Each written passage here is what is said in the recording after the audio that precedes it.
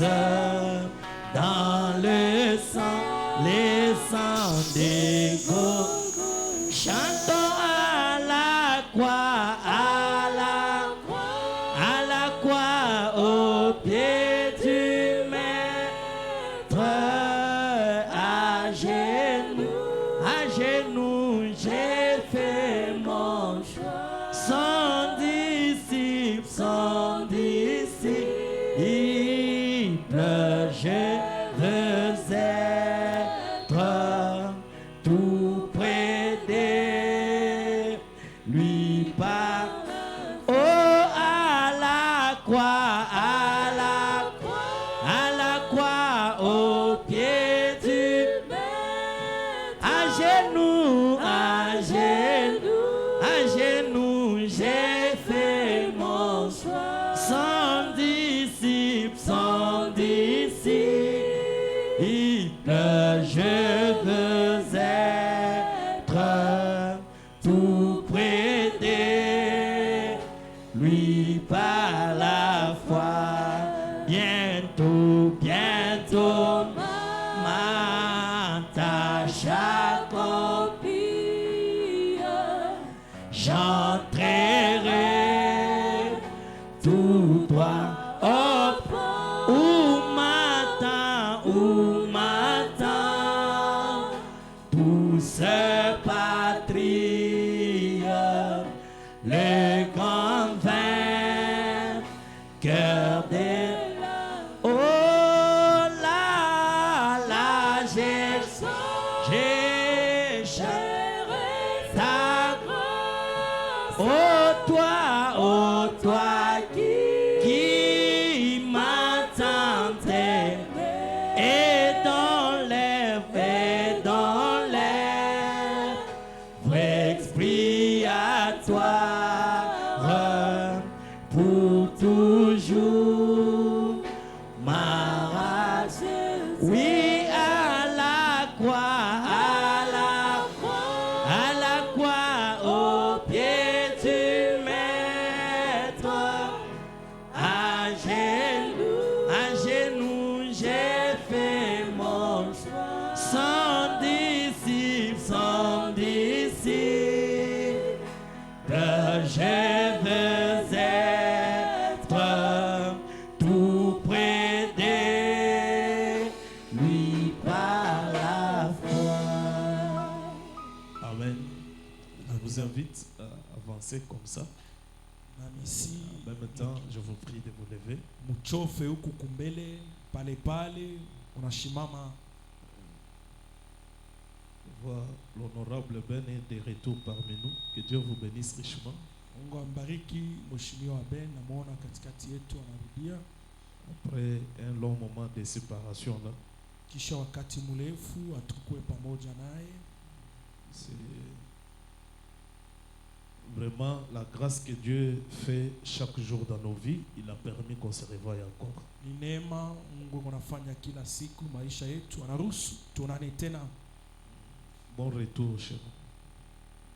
Tunakutakia kurudi mzuri. Prenons Job 33 verset 4. Ayubu 33 mstari yake ya 4. C'est pas les écouteurs que vous avez mis là, c'est pour écouter ce que j'ai dit. Alors sois un peu automatique. Parce que ici je ne vois presque rien. Job 33 verset 4. Ayubu 33 mstari yake ya 4. L'Esprit de Dieu m'a créé, roho ya Mungu inaniumba, et le souffle du Tout-Puissant m'anime. Na pumzi ya uwezo yote iko nanitendesha. Vous pouvez vous asseoir. Mnaweza ikala. Pendant que vous êtes assis, wakati mwisha ikala, nous prenons l'Épître aux Éphésiens. Kitabu wa Efeso. Nous allons prendre 2 Corinthiens plutôt. Korinto wa pili. 2 Corinthiens chapitre 4 verset 16 jusqu'à 19. 2 Corinthiens 4 Korinto wa pili 16 jusqu'à 19. C'est pourquoi nous ne perdons pas courage. Ndio kwa ile atupoteshe hodari, Et lorsque même notre homme intérieur se détruit, hata wakati mtu wetu wa ndani anabomoka, lorsque notre homme extérieur se détruit, notre homme intérieur se renouvelle de jour en jour. wakati mtu wa nje anabomoka, mtu wetu wa ndani anarudishwa mpya kila siku. Car nos légères afflictions du moment présent produisent pour nous, au-delà de toute mesure, Jumateso yetu kiloko ya hapa sasa iko na tuletea neema kushindia kipimo yote, au poids éternel de gloire, parce que nous regardons non point aux choses visibles, mais à celles qui sont invisibles. hatutazame kubitu kuonekana, lakini kubile yasipo kuonekana. Car les choses visibles sont passagères Vitu ya kuonekana ni ya kupita, et les invisibles sont éternels. yasipo kuonekana iko ya milele. Amen. Amina. Dieu Tout-Puissant, encore une fois, ce matin, j'implore ton assistance, ta grâce. Viens Jésus, prends tout cet auditoire sous ton contrôle. Laisse que ta grande colonne de feu se mouve en ses liés. Je rends impuissant chaque puissance, chaque esprit qui ne confesse pas ton saint nom. Laisse que seul ton Esprit Saint prenne le contrôle de toutes choses. Nous nous abandonnons à toi. Nous croyons que ce qui est entre tes mains, personne d'autre ne peut les ravir. Ravis-nous dans le lieu céleste en toi et que nous puissions avoir la bénédiction que tu as pourvue pour nous pour ce matin. Commence avec nous et termine avec nous. Tout pour la gloire, l'honneur de ton Saint-Nom, j'ai ainsi prié avec foi au nom de Jésus-Christ. Amen. Amina. Je suis en train de parler sur l'omnipotence de l'homme intérieur. Iko nasemea uwezo yote ya mtu wa ndani. Nous sommes à cette troisième partie. Tuko mwi kipande ya tatu. Nous venons de lire Job. Natokea kusoma Ayubu. Job nous dit, Ayubu anatuambia, l'Esprit de Dieu m'a créé, roho ya Mungu inaniumba, mais le souffle du Tout-Puissant m'anime. pumuzi ya wa uwezo yote iko nanitendesha. Et le souffle de vie, Pumuzi ya uzima, c'est ça même l'âme vivante. njoo yenyewe nafsi hai. Quand Dieu a créé l'homme à sa ressemblance, Wakati Mungu aliumba mtu kwa mfano yake, donc il a créé l'homme qui était l'esprit ou le souffle du Tout-Puissant lui-même. aliumba mtu Une âme vivante. nafsi aliye hai. Autrefois, je vous avais dit, Wakati ngine namiambia, créer, ce n'est pas inventer quelque chose. kuumba haiko kutunga. Parce que nous devons avoir la compréhension de William Branham. Jushe tunapasha kuwa na kuelewa kwa William Branham.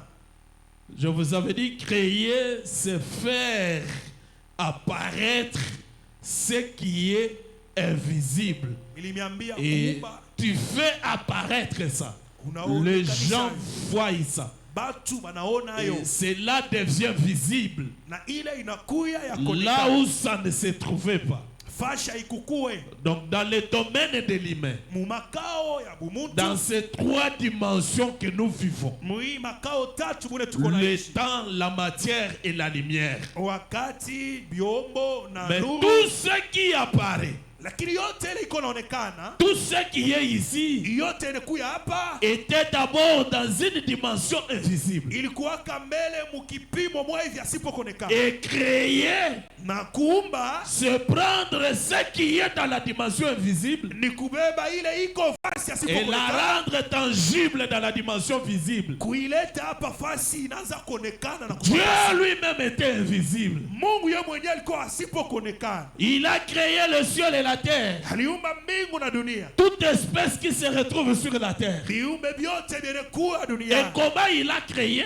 Aliumba yote Par l'imaginerie. kupitia kuona. Il s'est fixé le monde. Ye alijionea mkichwa dunia, Il a vu comment les choses seraient. akaona vile vitu vitakuya, Il faut qu'il y ait tel arbre. inapasha kuwe muti fulani, Il faut qu'il y ait tel animal. inapasha kuwe nyama Il fulani, faut qu'il y ait tel poisson. inapasha kuwe samaki Et fulani, la forme na umbo et la constitution. na matungio yayo. Dieu a eu à faire cela depuis l'éternité dans une dimension invisible. Mungu alifanya hayo tangu milele mukipande Et yasipokonekana, pour faire apparaître cela, na juu ya kuionesha mbantu, il a parlé yeye alisema que la lumière soit. nuru iwe, Et la lumière est sortie. na nuru ikatokelea. Un soleil naturel. Jua ya asili, Amen. amen. Un soleil naturel. Jua ya asili, Le soleil qu'on voit ici, hii jua tuko naona hapa, c'est venu par le fait que Dieu a parlé. inatokea vile Mungu alisema. Mais quand Dieu parle, Lakini pale Mungu anasema, ce qui devient naturel, ile ilikuwa ya asili, ce qui devient naturel, ile inakuwa ya asili, ça typifie ce qui est spirituel. inaonesha ile iko ya kiroho. Comme Branham le dit souvent, Sasa vile Bwana anasema kaza le naturel ya asili nous enseigne le spirituel. iko natufundisha ya kiroho. Dieu lui-même Mungu peke yake s'identifie au grand soleil. anajitambulisha kujua kubwa, Et le soleil, na yua quand ça brille, wakati inaangaa ça fait vivifier tout ce qui est sur la planète Terre. inaleta bujima kubiote binakuya ulimwengu. Frère Branham dit, Ndio anasema sans le soleil, bila jua nous serons anémiques. tutakosa damu. Or, Japo la vie bujima se trouve dans le sang. inakuwa ni mudamu. Je ne sais pas si vous comprenez. Sijue kama unaelewa.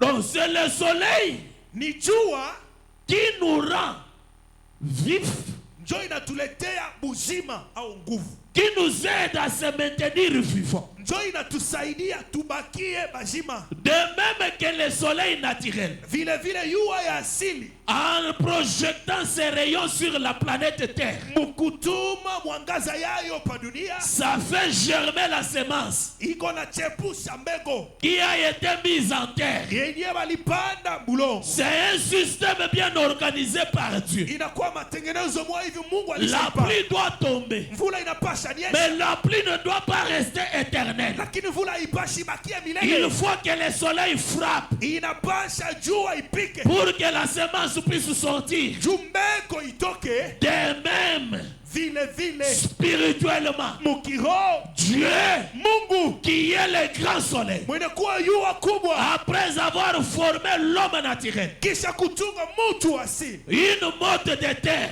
kunji tu ya bulongo, il a soufflé dans cette motte de terre. alipumzika mwile kunji ya bulongo. Autrement dit, Namuna ingine ya kusema Dieu Mungu a pris quelque chose de lui, alibeba kitu fulani ya kutoka quelque kwake, chose de sa divinité. kitu fulani ya Mungu bwake, Il l'a mis dans la motte de terre. anatia hayo mwile kunji ya Et bulongo, cette chose-là, na ile kitu étant quelque chose qui vient de la divinité, yenye kuwa kitu ya kutoka ça Mungu, la vie en elle. iko na buzima ndani ça yao. rendit la motte de terre vivante. Inafanya ile kunja bulongo inakuwa hai. Ainsi la motte de terre s'est tenue debout. Sasa hivi kunja bulongo Et inashimama. ça a commencé à marcher. Inaanza sasa Ça a kutembea. commencé à faire des mouvements. Inaanza sasa kutenka. L'Esprit de Dieu m'a créé. Roho ya Mungu inaniumba. Mais le souffle du Tout-Puissant m'anime. Lakini pumuzi wa uzima yote Le inaniteka. souffle du Tout-Puissant. Pumuzi ya uwezo yote. C'est Tout-Puissant comme on l'a dit là. Ni ya uwezo yote paka vile wanaisema. Est-ce que je peux entendre un amen? Amen. Même ce matin, Hata hii asubuhi si tu soulèves les bras, kama unalamusha mkono hivi, cette force qui t'amène à soulever les bras, hii nguvu inakusaidia ulamushe mkono, ça ne vient pas du muscle. haitoke mumishipa yako. Cette force vient de l'âme. Ile nguvu inatoka munafsi. Amen. C'est l'âme qui rend cette motte de terre vivante ou en animation. Ni nafsi njo iko natumikisha hii kunji ya bulongo au kuitendesha. Dans la résurrection de Lazare, Ufufuko ya Lazari prêché le 29 juillet 1951, tarehe 29 après-midi, magharibi mwaka 51. j'aimerais insister là-dessus. Mimi napenda kaza sana pale. Parce que les gens pensent Juu batu biko na waza que quand l'homme est gros, wakati mtu ni munene qu'il a des biceps, eko na mapake, les gens pensent qu'il est puissant. batu banazani nasema eko na nguvu wa uwezo. C'est faux. Ni bongo ile. Est-ce que je peux entendre un amen? Amen. Ça, c'est la branamologie. Hii ni masomo ya Branham. Même naturellement, Hata kuasili tu hivi. ne crains pas quelqu'un parce qu'il a des biceps. Usimongope mtu juu iko na mapake. Vous n'avez jamais vu un bout d'homme comme ça taper un homme géant? Ameona kaka Non. mtu kafupi hivi kanampika Il mtu lui mule. donne des coups sérieux, l'homme plaît. Anamupika mangume tu ya kueneana na mtu mrefu anaria.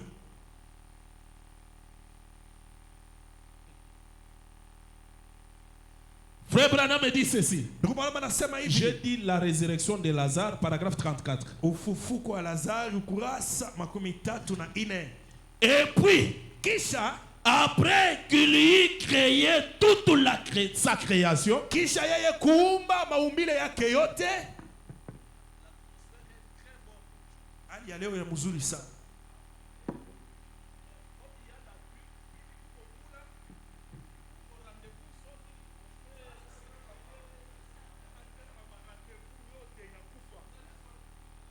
Mutatoka na hii mvula mutenda wapi?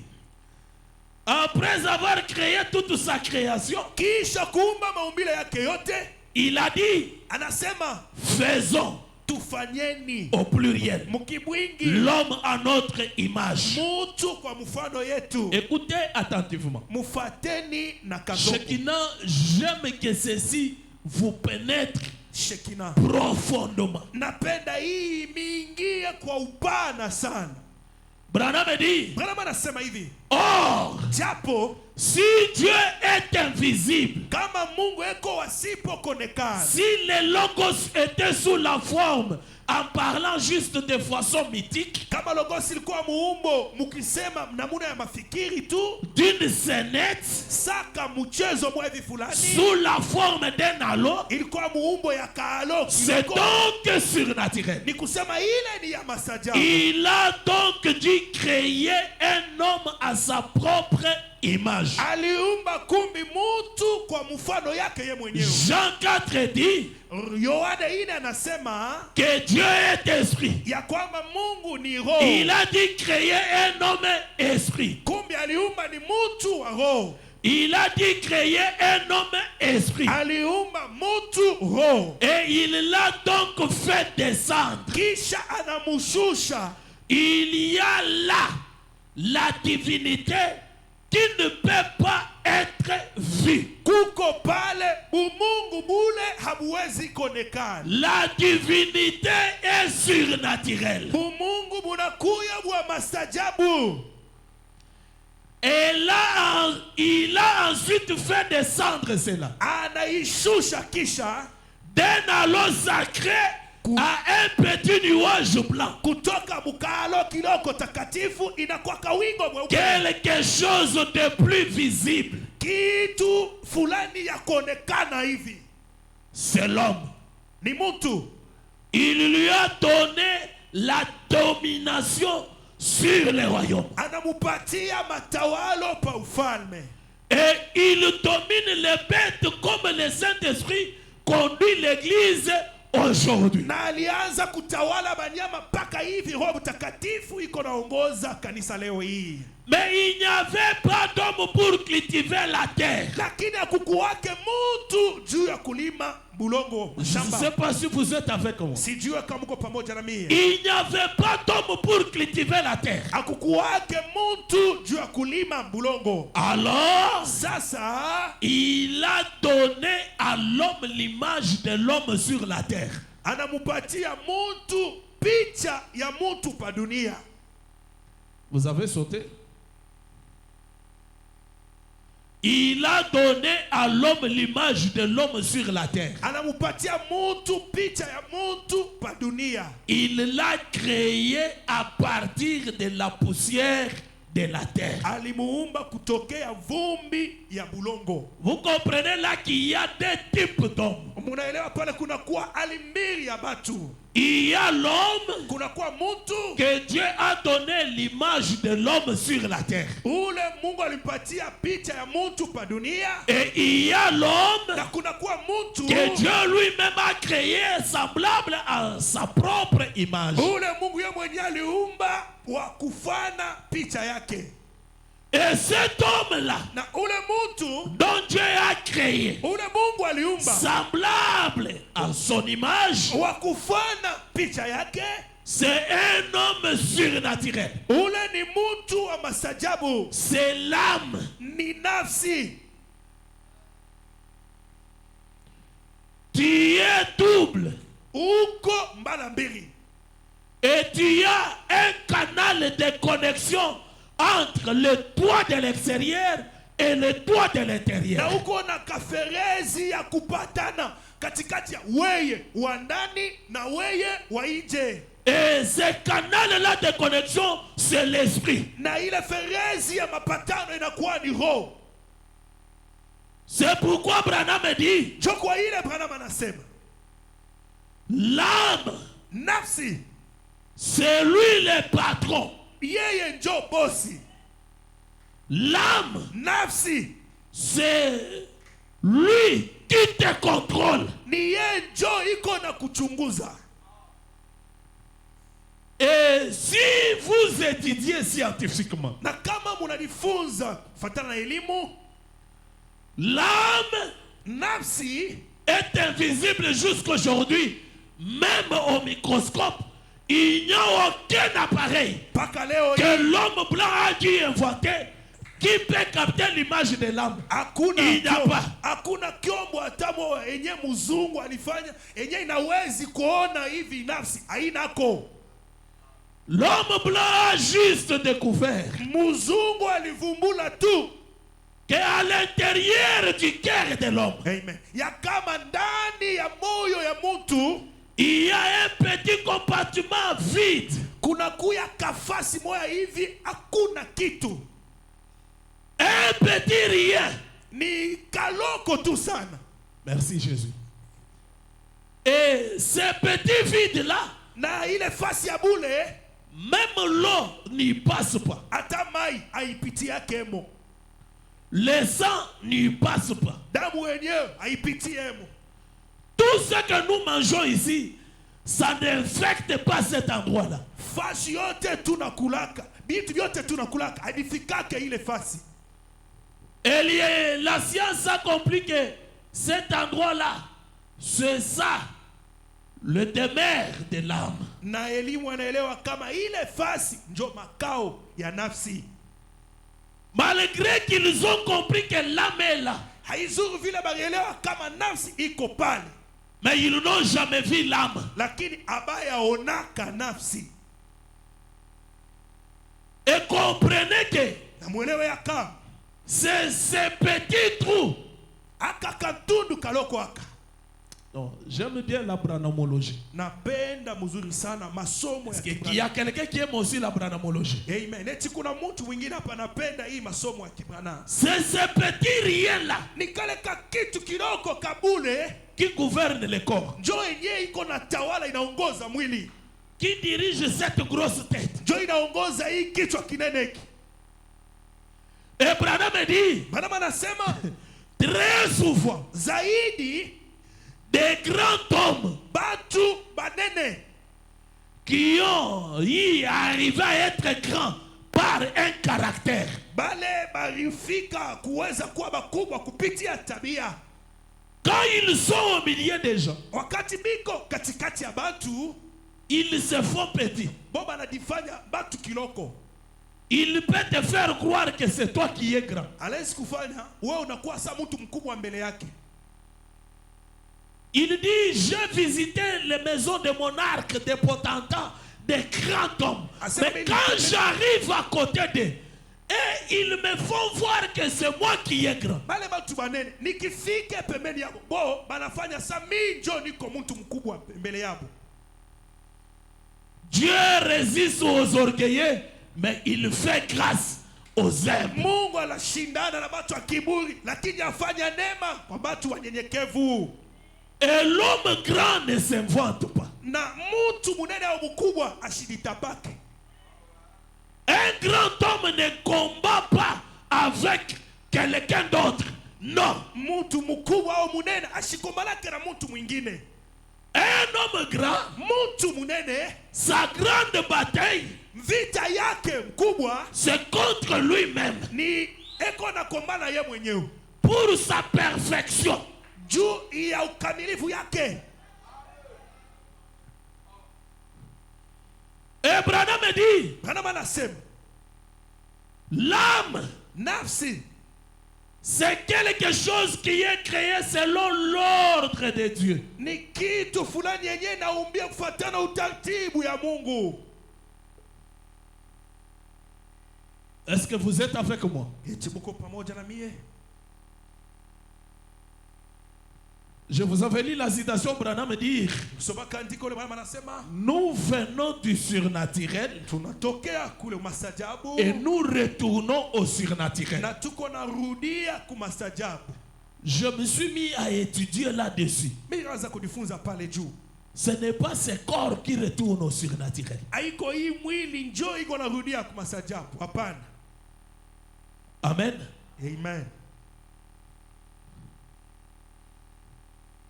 Nous venons du surnaturel. Tunatokea kumastajabu. Nous sommes ici dans le naturel. Tuko hapa mwasili au maumbile.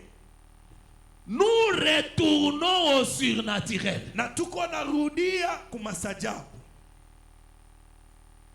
L'âme est quelque chose de l'ordre de Dieu. Nafsi inakuwa kitu fulani iko mutaratibu ya Mungu. Et quand on monte, Na wakati unapanda, les grands combats, c'est combattre contre soi-même. Vite. Ce n'est pas combattre contre quelqu'un d'autre. vita munene, Quand tu te mets à combattre contre quelqu'un d'autre, wakati unaanza tu kumaliza perds mtu le mwingine, temps. unapotesha muda. Tu n'arriveras nulle part Hausafikaka fasi en combattant quelqu'un d'autre. mukukombanisha mtu mwingine. Mais si tu te combats toi-même, Lakini kama uko unajikombanisha we mwenyewe, tu arriveras quelque part. utafika fasi fulani. Est-ce qu'il y a quelqu'un qui a soif d'arriver quelque part? Eti kuna mtu iko na kio ya kufika fasi fulani. Tu es appelé à monter des échelons. Unaitiwa kupanda mungazi au macheo. Il y a plusieurs ordres. Kuna kwa utaratibu ya mingi. Ici, nous sommes à l'ordre du Melchisedec. Hapa tuko mutaratibu ya Kimelkisedeki. Nous sommes à la branamologie. Tuko mu mafunzo ya Kibrana. Dieu dit dans Psaume, Mungu anasema muzaburi, je t'ai établi souverain mimi nakuweka mwenye kujitawala. à l'ordre du Melchisedec. Mutaratibu ya Melkisedeki. Je jurerai par moi-même Mirilapa kwa mimoya. que je ne peux pas me repentir pour cela. Ya kama Merci, shiwezi Seigneur kutubu juu ya ile. Il t'a créé souverain. Ya na kuumba mwenye kujitawala. Il t'a établi à l'ordre de Melchisedec. Anakuweka mutaratibu ya Melkisedeki. Il dit, Anasema et je ne peux pas me repentir pour na ça. mishiwezi kutubu juu ya ile. Je ne peux pas changer ça. Siwezi kubadilisha ile. S'il y a un homme fidèle à ses paroles, Kama kuko mtu mwaminifu misemo yake, c'est notre Dieu. ni Mungu wetu. C'est pourquoi il réside dans la couleur bleue. Jo kwa ile yeye anekala murangi ya bleu. Le bleu signifie Bleu, la bleu, fidélité de Dieu. Uaminifu wa Mungu. Il est fidèle à sa parole. Iye. Toi, tu peux t'en détourner. Toi, tu peux briser les faits. Unaweza Tu peux kuvunja. briser l'alliance. Unaweza vunja. Mais agano. Dieu du ciel, Lakini Mungu wa mbingu, le Dieu de la couleur bleue, Mungu wa rangi ya bleu, est fidèle à sa parole. yeko mwaminifu Il kuneno. ne change pas. Asibadilikake. C'est pourquoi il dit en psaume, Jo kwa ile anasema mzaburi, qui est l'homme mtu ni nani? pour que tu te souviennes de lui? Ndio upate kumkumbuka. Il a créé un peu inférieur à Dieu. Unamuumba karibu kiloko na Mungu. Il a donné la domination sur tout ce que tu as créé. Unamupatia matawalo pa kila kitu unaumba.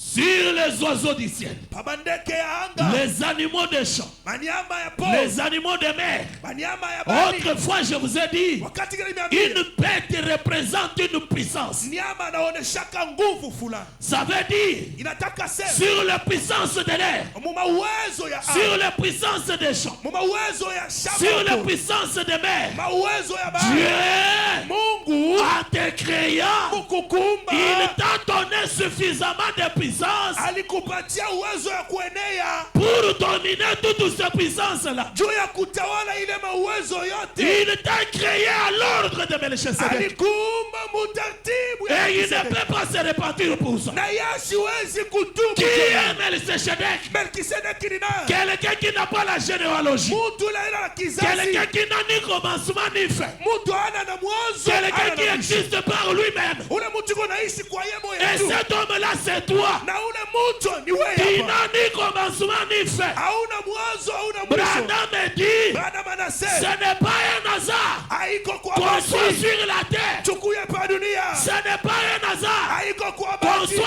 un chrétien. Tuwe bakristo. Nous sommes les attributs de Dieu. Shetu tunakuwa makazi ya Mungu. Nous étions en Dieu Tulikuwa ndani ya Mungu avant la fondation du monde. kabla misingi ya dunia. Et Dieu Na Mungu n'a ni commencement, ana mwanzo, n'a ni fin. ashina mwisho. Avant le commencement, Mbele ya mwanzo Dieu était là. Mungu alikuwa Et kako. toi aussi, tu étais là. Na wewe ulikuwa kako. Merci Seigneur. Asante Bwana. Voilà l'ordre du Melchisedec. Tazameni utaratibu ya Melkisedeki. Et cet ordre, Na hii utaratibu en te faisant descendre mukukushusha dans cette motte de terre, muikuti ya bulongo.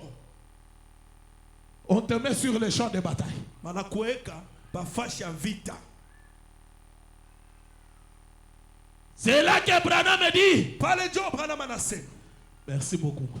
Asante. J'aime William Branham. Napenda sana. Frère Branham me dit. Ndio Branham anasema. J'ai fini par comprendre Milifika mkuelewa que le premier ennemi de William Branham, ya kama adui wa kwanza wa William Branham c'est William Branham lui-même. ni William Branham ye mwenyewe. Il y a combien de Branham? Kuna kwa Branham ngapi? De Branham. Branham mbili. J'aime que tu comprennes ce matin Minapenda upate kuelewa hii que asubuhi. le premier ennemi de Patrick, Ya kama adui wa kwanza wa Patrick c'est Patrick lui-même. ni Patrick ye mwenyewe.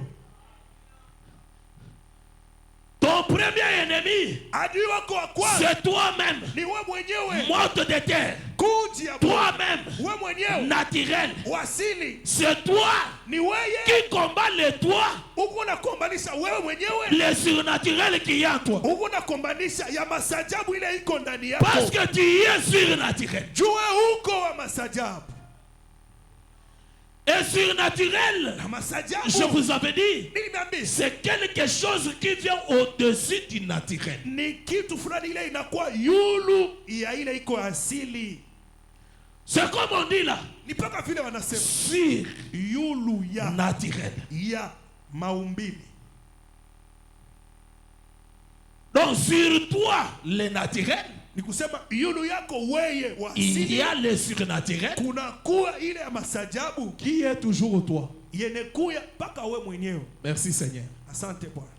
C'est là qu'il y a le grand mystère de la roue dans la roue. Pale ndio panakuwa siri kubwa ya mpeto ndani ya mpeto ingine.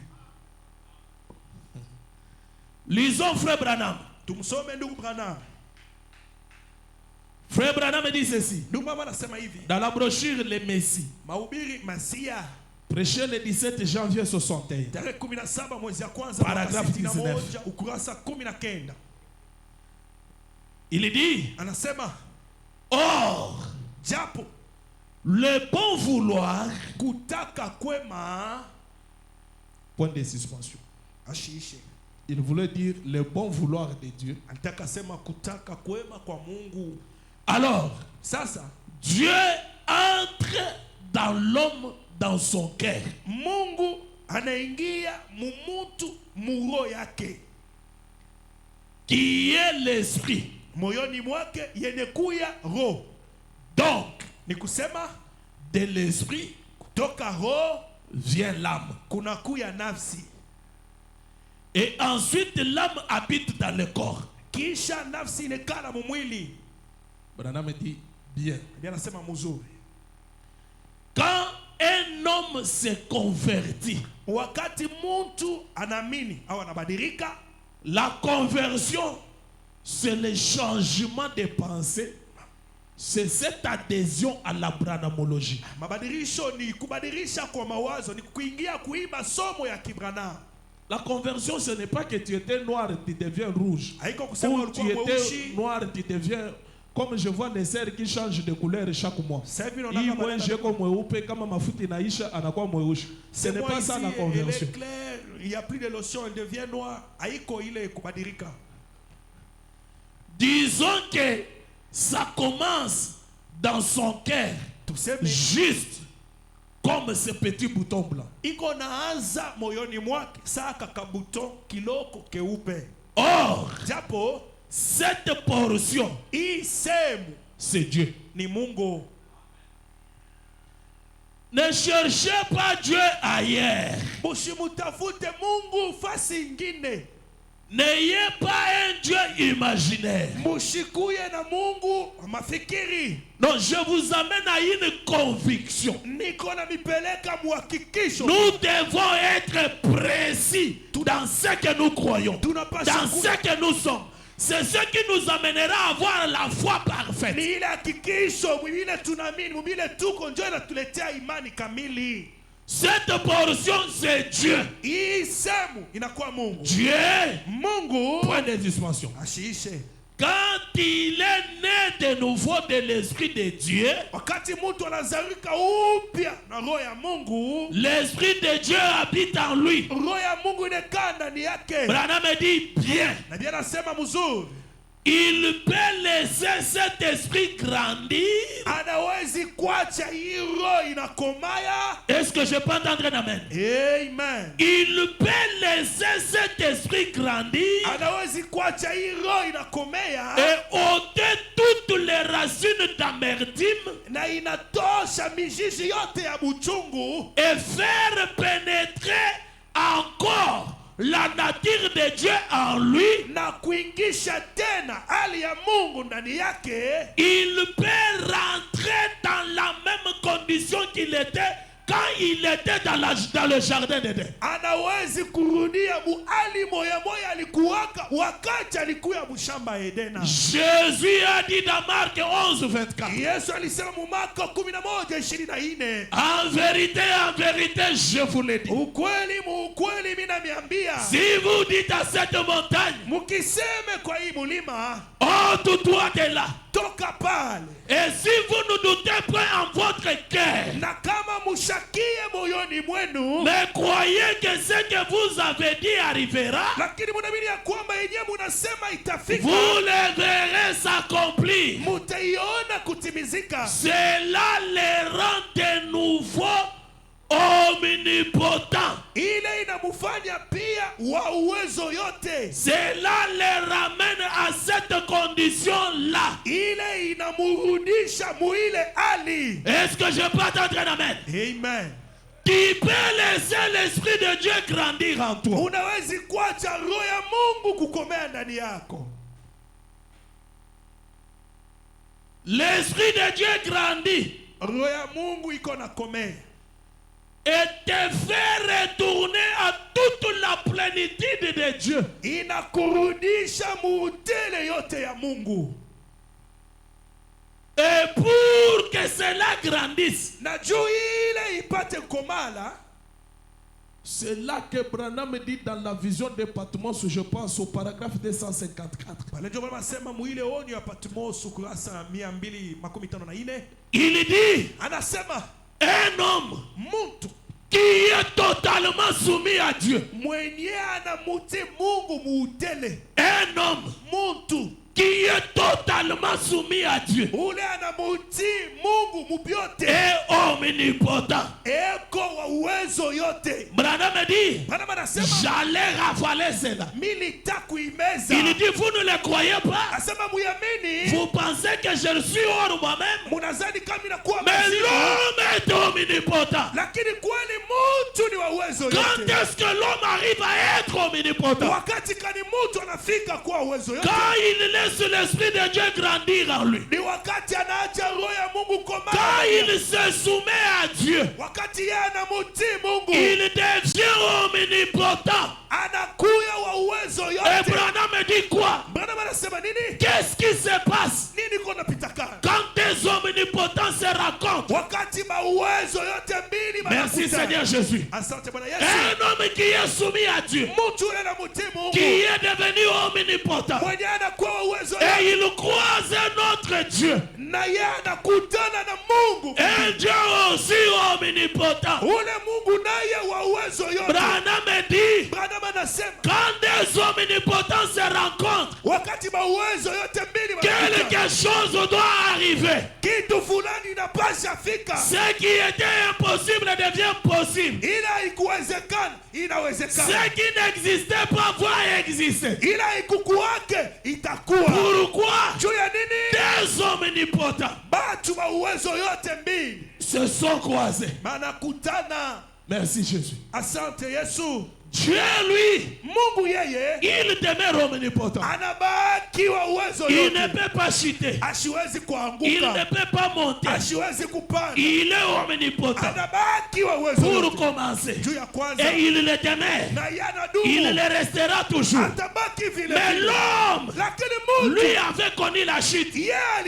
Mais Christ en mourant à la croix, il a ouvert un canal pour que l'esprit de Dieu entre de nouveau dans l'homme.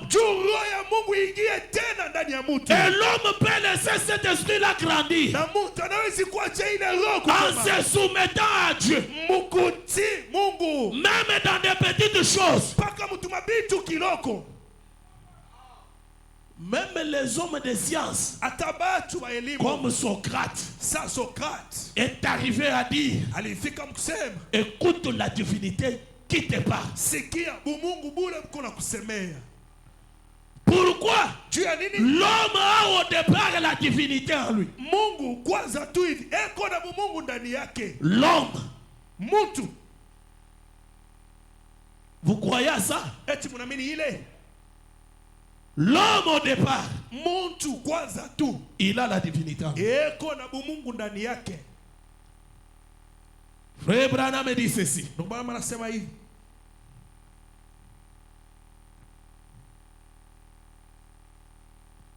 Si nous les prédicateurs, on ne fait pas attention, Branham lui-même a dit, les hommes de science découvriront Dieu. Ils arriveront à comprendre Dieu. Plus que les prédicateurs. Branham mwenyewe anasema kama bahubiri bakembe ange, batu ba elimu batamuvumbula Mungu kupita hata bahubiri wenyewe. Écoutez ce qu'il dit. Sikieni ile anasema.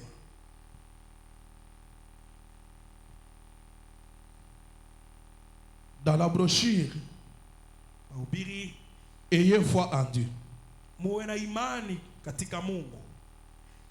Prêché le 1er septembre 54, paragraphe 13. Kurasa ya 13. Il dit ceci. Anasema hivi.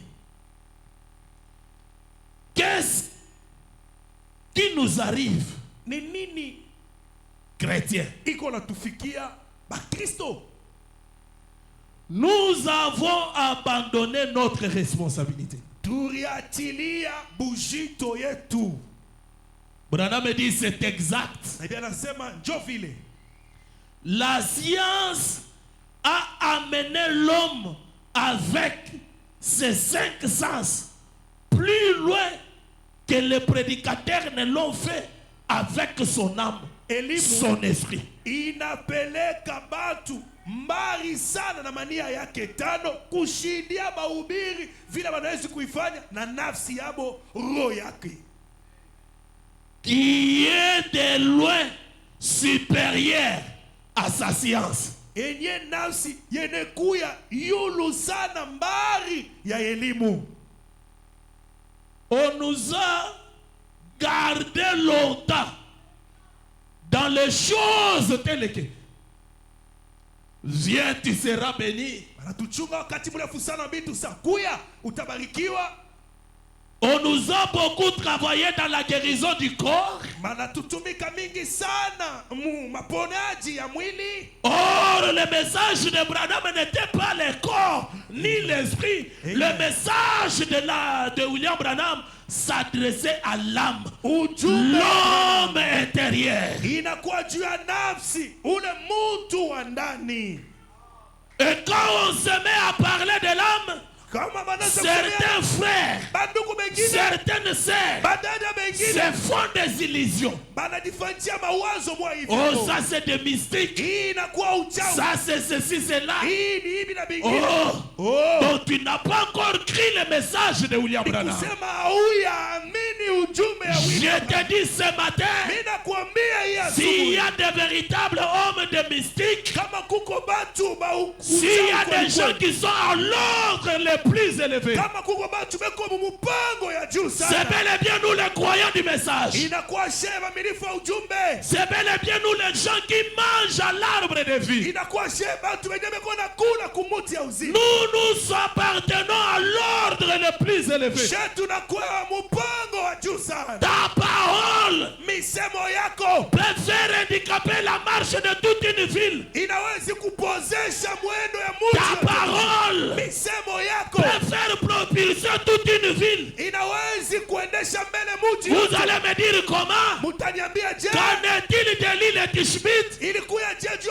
Pendant qu'il y avait la crise, et l'île Tishbit s'est tenue là. Il a dit qu'il n'y a ni pluie ni rosée sinon qu'à ma parole. Et ce n'est pas l'île Tishbit le corps qui parlait. C'était l'île Tishbit l'homme intérieur. L'homme omnipotent.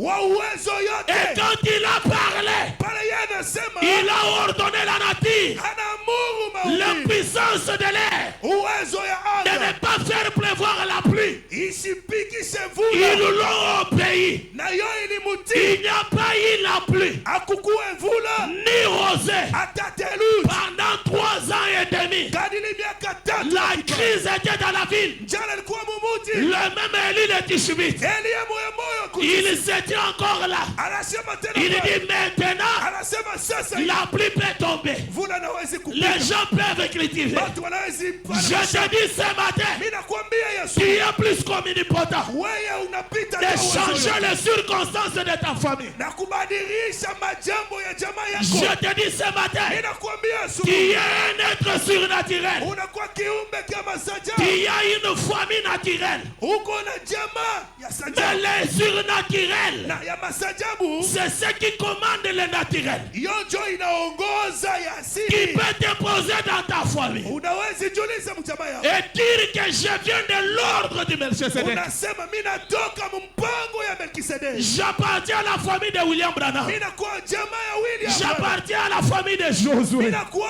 jamaa ya J'appartiens à Joshua. la famille de Caleb. Niko wa jamaa ya Caleb. J'appartiens à la famille de Moïse. Niko wa jamaa ya Musa. Je parle. Mimi nasema Et les circonstances de ma famille naturelle changent. na majambo ya jamaa yangu asili. Qui est capable Unawezi de renverser ya kubomoa chaque parole de précaution dite dans votre famille? kila misemo mubaya S'il y a quelqu'un au trône de votre famille, kama kuko mtu paesi la famille biologique, jamaa ya mwili, la famille naturelle ici, jamaa ya asili hii, vous souffrez pas mal. munateswa Dans sana votre famille, mujamaa yetu. personne n'est parti à l'université. Hakuna mtu alienda Dans shule. votre famille, Mujamaa yetu. personne ne conduit le véhicule. Hakuna mtu Dans anasikiliza. votre famille, Mujamaa yetu. personne n'a jamais construit une Hakuna maison. mtu Je asiyojenga. te dis ce matin, Ninakwambia Yesu, quand on se tient dans la brèche, wakati unasimama mule, l'impossible devient possible. yasipokuwezekana Je t'invite à inawezekana. te tenir dans la brèche Mimi nakuita et usimame renverser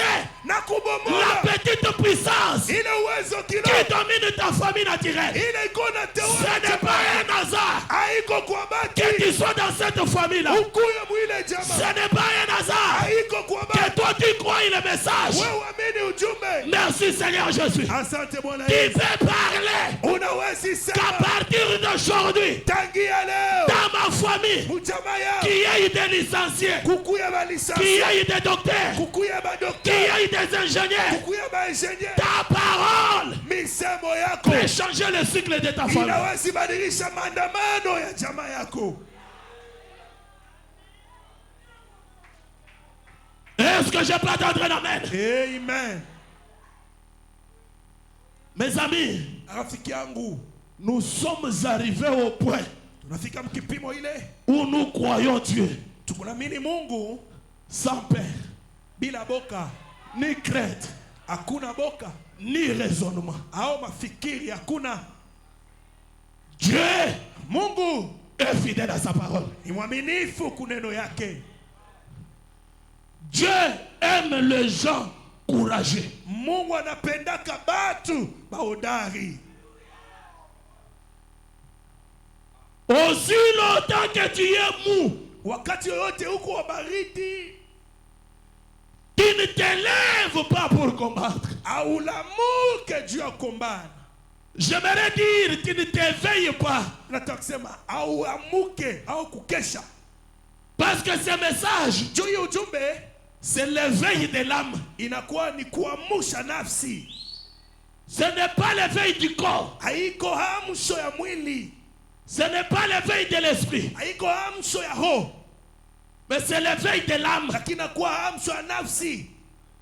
Aussi longtemps que ton âme ne s'éveille pas, Wakati yote nafsi yako hiamuke, tu seras un esclave. wewe utabakia tu mtumwa, Et pourtant, ijapo un prince. mtoto wa mfalme.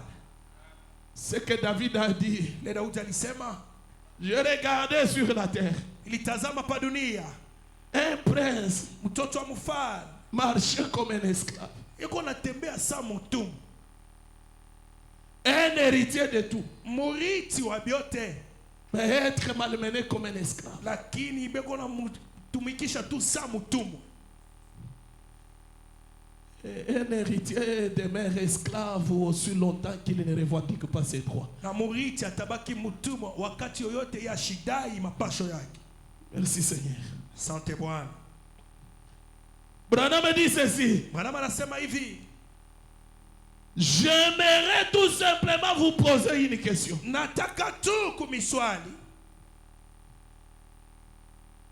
Beaucoup d'entre vous ici, frères, mingi katikati yenu hapa banduku, vous pourriez retourner dans le passé avec moi juste à l'époque du vieux modèle T. Mnaweza kurudia nyuma pamoja na mie paka muile wakati ya hii model T. La science pourrait uniquement point de suspension. Elimu itaweza tu ashishe. Maintenant, sasa hivi, écoutez juste avant que je ne termine. Sikieni tu mbele ya mimi kumaliza. Voici une observation dont je veux que vous vous en souveniez. Tazameni angalisho fulani yenye mimi napenda mupate kukumbuka. L'efficacité de la science, nguvu ya elimu, réside dans sa capacité de maîtriser le mesure. Inakuya mu maeneo yake ya kushika mipango. Plus la science peut faire des calculs précis, zaidi elimu inaweza kufanya mahesabu na hakikisho, plus puissants deviennent les hommes de science. Na zaidi batu wa elimu banakuya ba uwezo sana.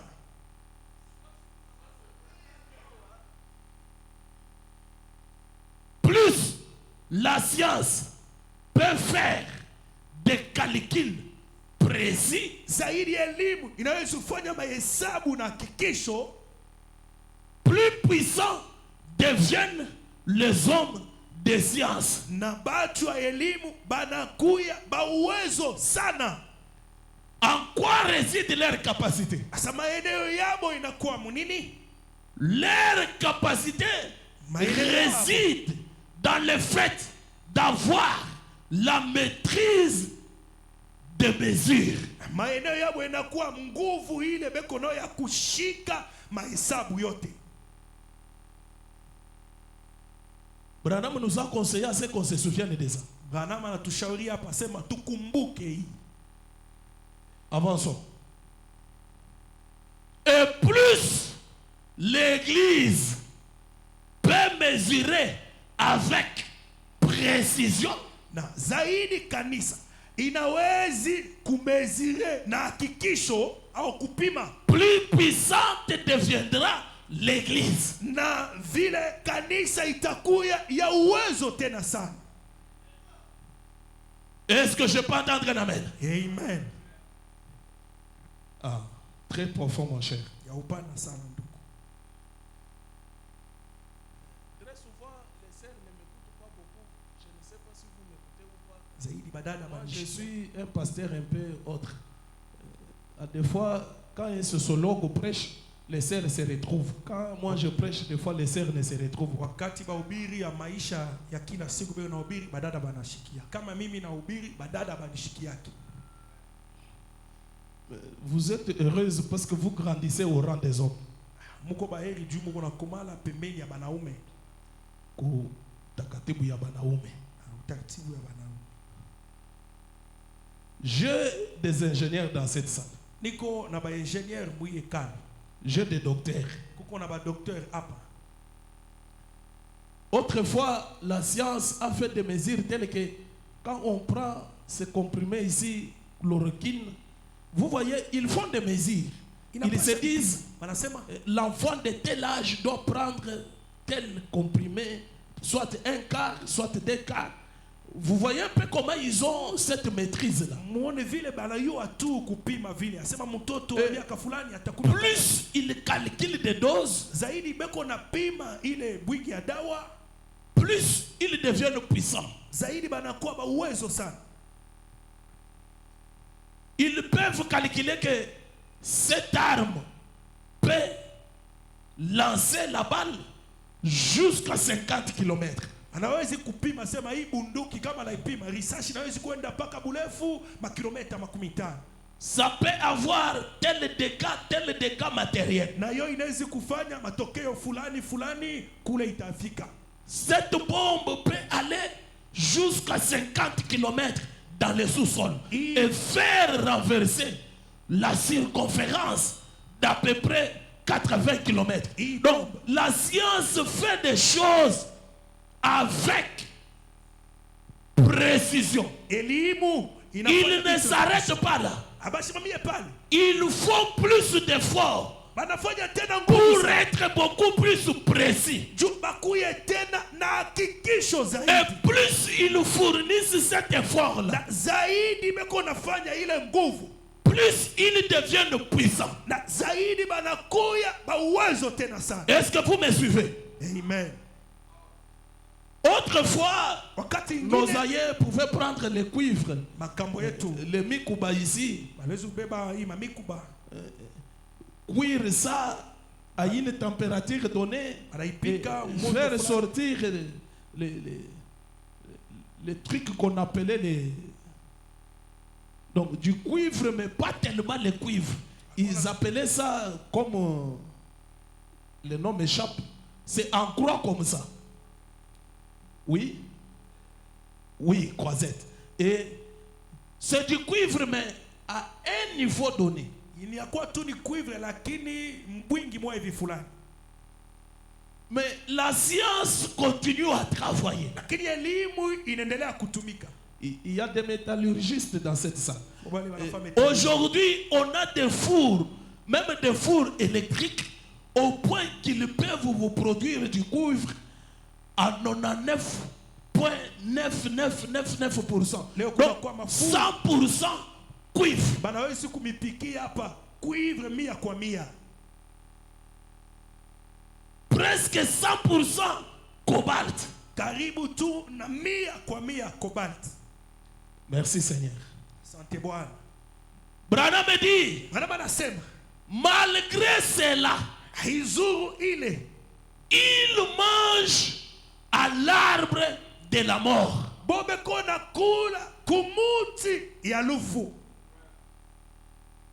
L'homme se détruit lui-même. Et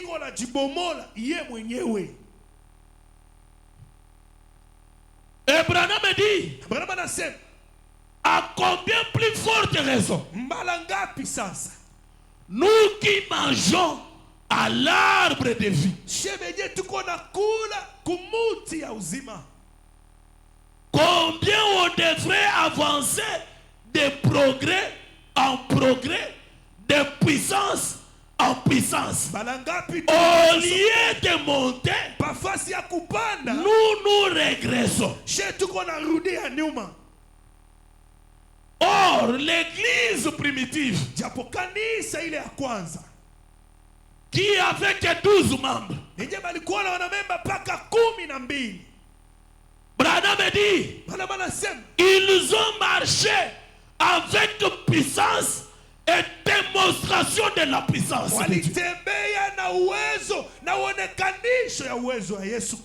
Pourquoi? Ils avaient des précisions dans ce qu'ils faisaient. Ils avaient la foi dans ce qu'ils faisaient. Et pourtant, ils avaient juste une petite lueur de lumière.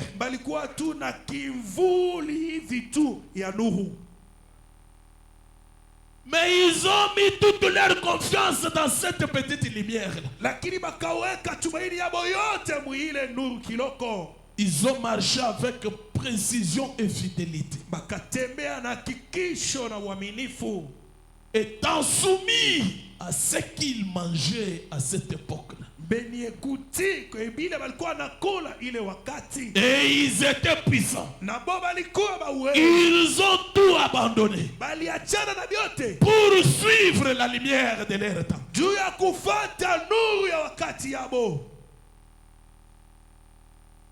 Je suivais un scientifique qui dit,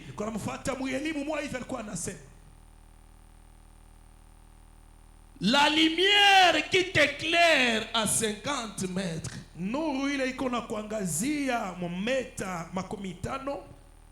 Très souvent, les gens commettent cette erreur. Zaidi batu banafanya ile kosa. C'est là que certains disent que je suis orgueilleux, mais ils ne savent pas où je me tiens. Ni pale njo wengine wanasemaka niko kiburi, lakini habajua wapi mimi nashimamia. J'ai confiance en moi-même. Niko na tumaini mimi moyo. Tu quittes Kolwezi pour Lubumbashi. Wewe unatoka Kolwezi unaenda Lubumbashi. Tu es à bord de l'automobile. Uko ndani ya gari. Et cette automobile t'éclaire par les phares. Na hii gari gona kuangazia kupitia phare ya motoka. Juste 50 mètres. Burefu ya mameta 15. Au-delà de 50 mètres, ça devient noir. Kutambuka ile mameta 15 kuna kwa giza. Tu ne vois rien. Aone tena. Maintenant, moi, tu vois à 50 mètres. Lakini uko unaona mumameta 15 hapa. Et tu es conscient que tu ne peux pas rattraper la lumière. Na zamiri yako ulishajua kama hawezi kupatrula tena ile mwangaza. Plus tu avances, plus la lumière avance. Zaidi wewe uko na chofa. Ile mwangaza nayo iko naenda kuchofa. Vous êtes avec moi? Eti mko pamoja nami? Plus tu avances, plus la lumière avance. Zaidi wewe unachofa, mwangaza nayo inaenda kuchofa. Mais tu vas voir quelqu'un Lakini utaona mtu manquer confiance anashinda tumaini à cette petite lumière là. kuyaka kanuni. Il néglige ça. Anaisula. Il cherche à voir quelque chose de plus grand. Anatafuta kitu ingine ya munene. Et parfois il se plonge dans le chaos. Na saa ingine anajitumbukiza mubule. Il se perd. Na yeye anapotea. Ils disent, Banasema il y a 3 règles d'or que je dois observer. unakuwa makanuni 3 ile minapasha tazama. Je dois avoir confiance dans le véhicule dont je suis monté. Minapasha kuwa tumaini muile gari yenye minapanda. Je dois avoir confiance en moi-même. Minapasha kuwa na tumaini mumi moya. Je dois être certain que je suis sur la bonne voie qui mène à Lubumbashi. Minapasha kuwa kikasema niko munjia mzuri ile iko napeleka Lubumbashi. 3 règles d'or.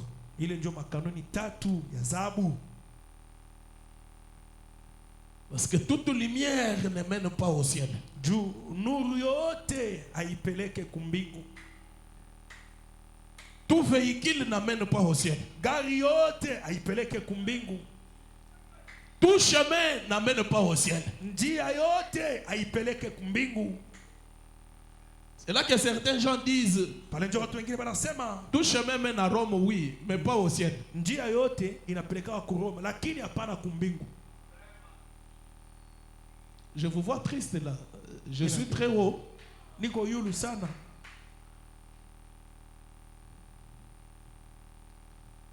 Je crois que ça peut aider juste une âme qui est à ma hauteur. Inaweza kusaidia tu hata nafsi moja yenye kuya mfashi. Moi quand je prêche au métax c'est de tout le monde, au mystique. Je vous lis Branham, non? Niko na misomea Branham. Je comprends que vous ne croyez même pas le message de Branham. Mimi naelewa tu amwamini ujumbe ya Branham.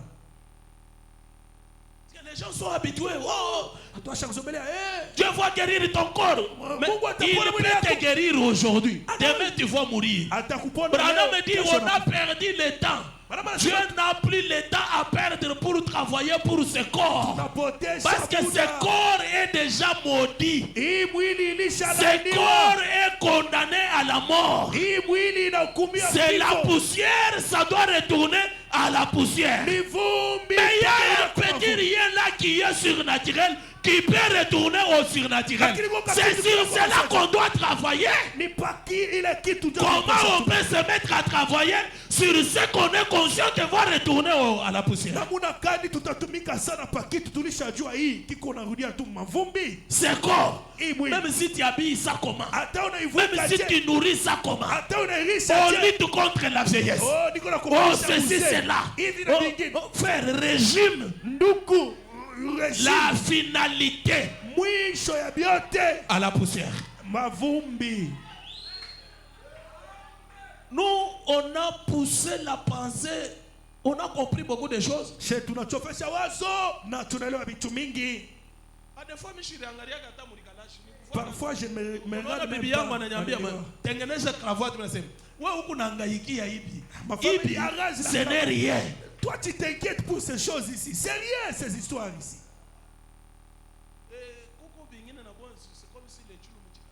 Les autres, c'est comme les il ne peut pas même s'il est déjà en route. Un homme, il rentre un peu chez lui à la maison. Il va se regarder dans les miroirs. Il mâche vraiment. Chérie, on y peut mettre le poudre. Vous pouvez un peu de poudre. On a piqué mbele ka poudre. Je les vois même sur WhatsApp. Tous ces gens ici sont moins sérieux sur WhatsApp. Même sur Facebook. Ah bah tout beauté aba par WhatsApp. Je n'aime pas seulement citer les noms. Mishi pende tout bataille manjina. Papa. Baba botu mushima. C'est ça la nature de son esprit, c'est ça la nature de son âme. Papa tout fait. Baba botu akweneana. Ye ule par WhatsApp.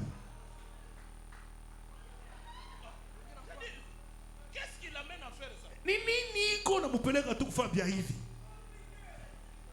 Il travaille beaucoup sur le corps. Yeko natumika sana mwili yake. Lakini nafsi yake si furu. Amen. Dès qu'il a une petite maladie, il commence à trembler, il pleure même.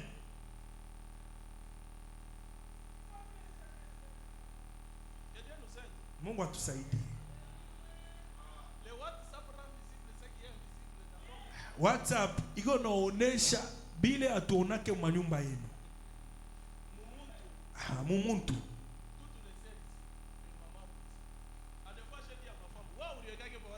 Parfois j'ai demandé à ma femme, pourquoi tu ne te postes pas sur WhatsApp? Dieu mimi niko na mtumika unamwona mwa hivi au pekee.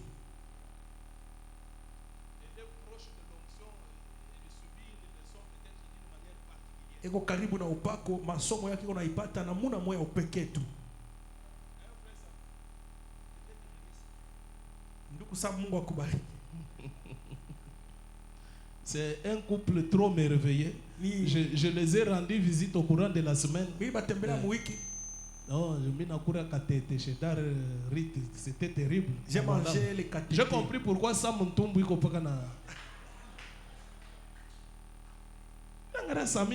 toi tu n'as pas de soucis ou quoi? Le ventre va jusque là. Darite qu'on a ma cuisine terrible, très propre. Quand je suis arrivé chez elle, j'avais déjà mangé, mais j'ai eu l'appétit de manger. Pourquoi? Elle m'a servi la table trop propre, la maison propre. Et lui-même et sa femme, même les huissiers, quand ils l'ont visité, pasteur. Non, on est arrivé chez Sam, lui et sa femme. Non. Quand j'entends les échos comme ça, ça me fait du bien. Il en était à Foura. Mais là-bas, si tu n'arrives pas dans cette famille, ils vont se diviser. Là-bas, c'est les rats et les souris. Je me dis, qu'est-ce qu'il y a? Qu'est-ce qu'il y a? Que Dieu vous bénisse richement. Qu'on ait à manger, qu'on ait pas à manger, qu'on ait des habits, on s'aime de l'amour du Seigneur. On a une harmonie. Ça donne même l'envie aux célibataires de se marier. Pas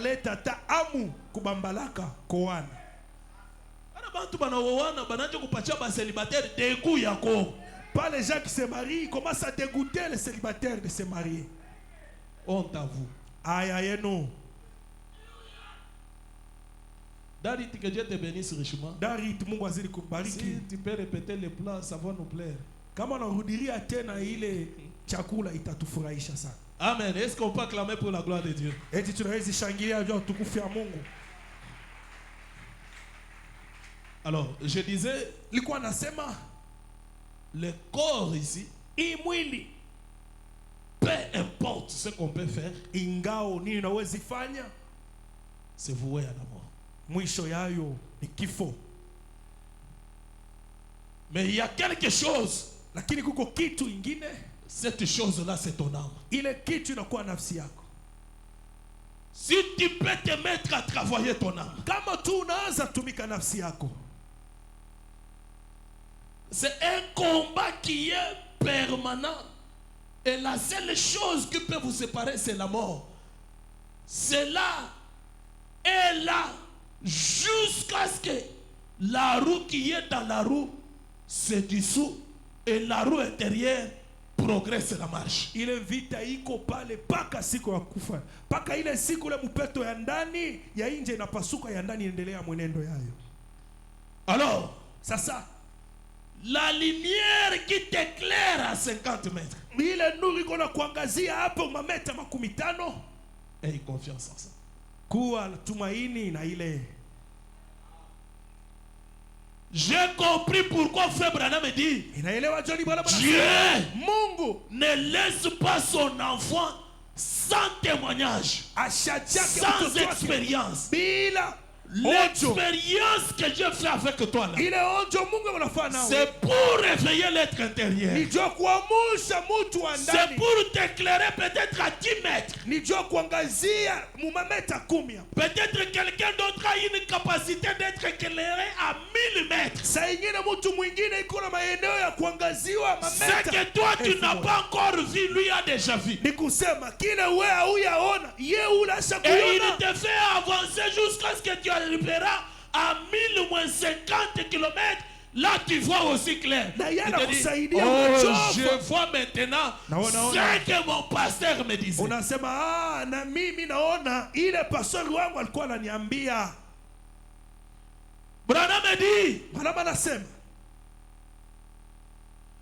le berger de l'église, mchungaji wa kanisa il est comme quelqu'un qui est à la tour de garde. anakuwa sa mtu ile eko kutour de garde. Dans l'âge, c'est le prophète. Mukizazi ni nabii, Il voit loin anaona mbali, et il avertit ceux qui sont ici, anakalamusha bale beko hapa, qui sont en train de suivre aussi. bale beko nafata na bo. Mais le problème est que Lakini mambo vous ni devez avoir confiance munapasha kuwa na tumaini au prophète de l'âge, nabii wa kizazi, à la parole qui vous a prêché. kuneno yenye na mihubiri, Et c'est la parole qui vous conduit dans les chemins. na ni neno njo na miongoza njiani.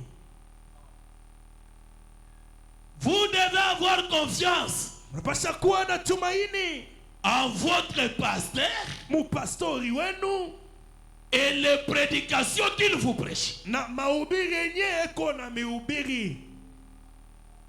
Aussi longtemps qu'il vous lit Branham, Wakati yoyote iko na misomea Branham, dites Amen.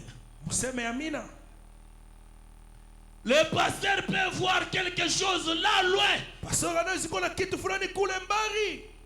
Peut-être Dieu l'a conçu de manière à voir à 1000 km. Saa zingine Mungu alimutunga mnamuna kuona kule kuma kilomita 1000. Son esprit émet un champ magnétique qui part jusqu'à 1000 km. Roho yake iko natembea mbali, nafika paka makilomita 1000. Et il prend le contrôle de 1000 km carrés. Anashika ile fasi yote ya kilomita 1000. Mais toi tu es ici, Lakini wewe mwenye kuya hapa, ton esprit émet à 500 km. roho yako iko na bamba paka mamia tano. Donc à 500 km, Makilomita 500. là tu vois flou, tu ne vois plus rien. Kunaisha aone tena mzuri.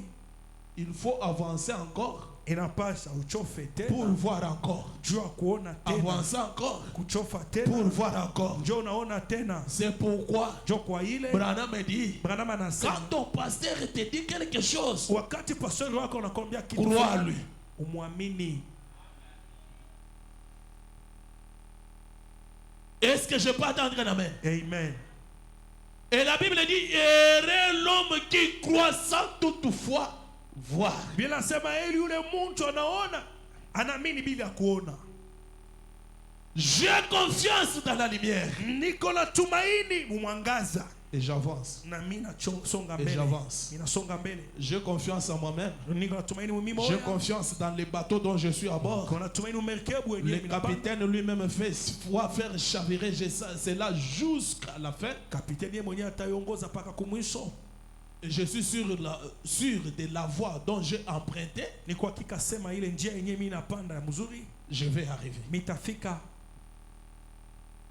Le problème c'est quoi? Mambo ni nini? Je dois avancer Mimi napasha songa mbele avec précision. na hakikisho. Parce qu'il y a jusqu'aujourd'hui Kukopaka leo les hii gens qui tâtonnent. bale batu biko na shishita. Il n'a jamais cru qu'il est enfant de Dieu. Aya amini akasema yeko mtoto wa Mungu. À des fois, il se dit, je suis enfant de Dieu. Saa ingine anasema niko mtoto wa Mungu. À des fois, Wakati ingine, mais est-ce que niko mtoto? est-ce que moi aussi ici, je suis vraiment enfant de Dieu?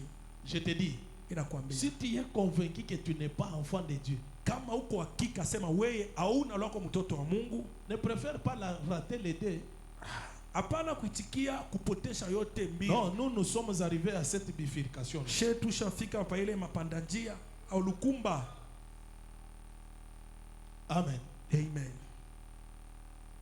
Réjouis-toi de tout ce que tu vois ici. Furahi Sois convaincu que hivi mimi vyote yeshi na na- mtoto wa Mungu. Manyumba madawa igia. les maisons de fétiche entre. Tu es convaincu qu'à la fin je pars où? En enfer. Uko hakika sema kumwisho biote milo wangu Mais d'ailleurs, niongeze. pour le temps que Dieu m'a accordé, Lakini jua je me muda suis mwema. réjoui. Nisha kufurahi na biote vya pa dunia. Et quand tu es convaincu que je suis enfant de Dieu, Na kama unahakikishiwa sema niko mtoto wa Mungu, faites attention. keba ange. N'imite pas les autres. Usifatirishe bengine. Tu n'es pas de leur ordre. Hauna wa mpango wa yabo. Toi, tu appartiens à l'ordre de Melchisedec. Wewe unakuwa mpango wa Melkisedeki. Tu es appelé à retourner à ce que tu étais étant Dieu. Unaitiwa kurudia kuila ukuwaka sa Mungu. Et pour y retourner, Najua kurudia yako. je dois être soumis Mina pasha kutii à Dieu Mungu en toutes choses. mukila kitu. Même des petites choses. Atatu mabitu kiloko. Je lis Branham. Musoma Branham.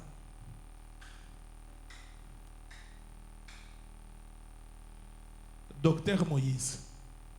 Munganga Musa. Dieu ne ment pas. Mungu ashilandake. Paragraphe 42. Je pense nécessairement moi il a nommé il y a 14 janvier 55. Et l'âme qui est la nature de Dieu Na nafsi ile iko hali ya Mungu n'a pas été créée pour mentir. haikuumbiwe juu ya kulanda. Non, les gens deviennent calmes. Batu wanabakia kimya. Même les gens des ordres mystiques ici, quand il est sérieux et juste, il est puissant. Hata batu wa elimu hii wakati yako wa Je kunyoloka vous dis kwa vrai. uwezo yote. Nimeambia ukweli. Quelqu'un qui fréquente la Rose-Croix, qui appartient à l'ordre de la Rose-Croix, Ule mtu yuko qui est mbarose kwa sérieux, mwenye kuya juste, tu wa kunyoloka. il peut monter, Anaweza kupanda jusqu'au point il peut croire qu'il peut passer au travers de ces murs. mpaka mkipima Et anaweza kuamini. il passe. Anaweza kutambuka ikibumbashi na anatambuka anapita. Branham dit, un chrétien né de nouveau, baptisé du Saint-Esprit, s'il croit qu'il peut passer au travers de ces murs, même si ses yeux voient le mur, Hata macho yake anaona et kibumbashi. qu'il s'avançait sans douter, Ana kama anasonga mbele bila kushakia, il le voit passer. atatambuka ikibumbashi. Et on va dire qu'il est un homme puissant. Na batasema ni mtu wa uwezo.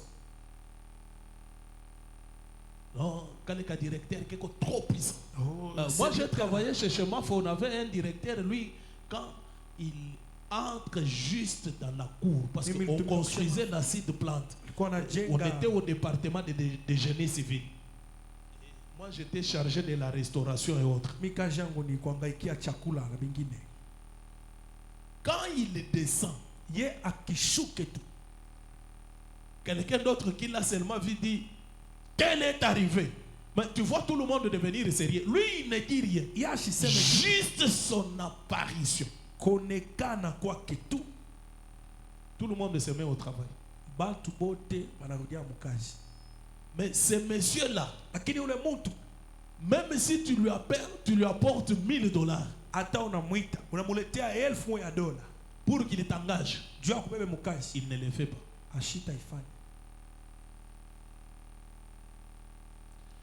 Même si tu lui dis quoi, il ne fait pas. Il te dit, passe les tests. Si tu as réussi, tu as réussi. Si tu as échoué, tu as échoué. Je ne sais pas si vous comprenez. Il a développé son sens à une dimension élevée de la justice et de la vérité. Et quand tu lui racontes quelque chose, il te pose la question. Est-ce que tu étais les témoins? Est-ce que ce que tu dis là, tu es sûr que c'est la vérité? Parce que le vrai témoin, c'est quelqu'un qui a vécu la chose. Branham nous dit ça, n'est-ce pas?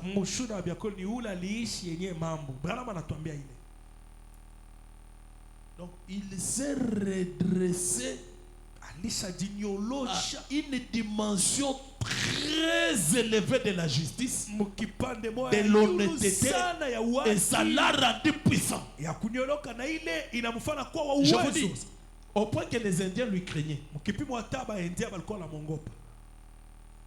Quand lui avance, les Indiens craignent. Il va te poser juste une question. Tu te perds. Un jour, il m'a trouvé, je dormais là. Il est venu jusque là où j'étais. J'étais là endormi. Tous les gens étaient là. Où il est au Kajia qui n'a aujourd'hui, celui son travail est fini. Je sursaute. Il était là. Bonjour, chef. Jambo, chef. Jambo. C'est quoi ton travail? Mon travail, tu as déjà fait ça. Tu dors. Je suis malade. Et je lui ai dit la vérité. Il m'a regardé droit dans les yeux. Si tu veux savoir que quelqu'un te dit la vérité ou le mensonge, regarde-lui dans les yeux. Il m'a fixé, je l'ai aussi fixé.